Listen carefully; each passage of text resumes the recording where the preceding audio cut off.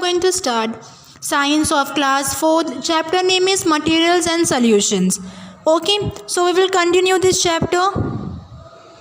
So in part 1 we have completed till evaporation, and now in part 2 we will start our separation of insoluble substances. Okay, insoluble impurities can be removed by sedimentation and decantations. Okay, let us discuss about sedimentations.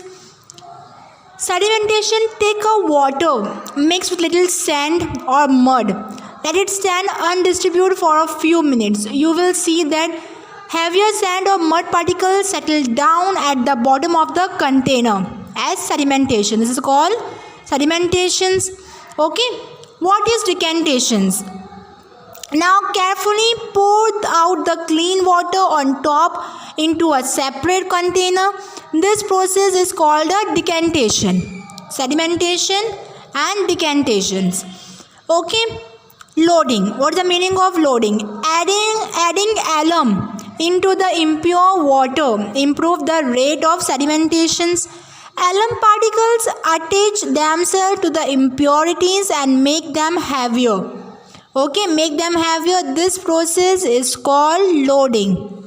Okay, now second part, filtration. Impurities like leaves float on water. Some impurities do not settle down easily. These impurities can be separated by filtration. Okay, in this process impure liquid is allowed to pass through a sieve or a filter paper. A filter paper have a very tiny pores that allow only water to pass through. Take a filter paper. Firstly, take a filter paper, fold it in the shape of the cone. This is the shape of the cone. Put it gently in the funnel capped over a beaker or a flask.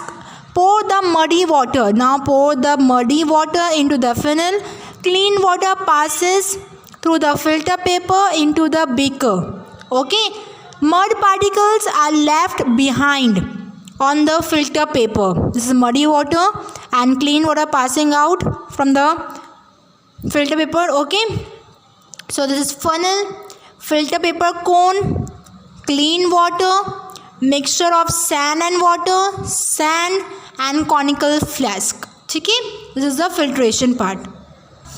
Now students, we have completed this chapter. So till then, keep learning. Thank you.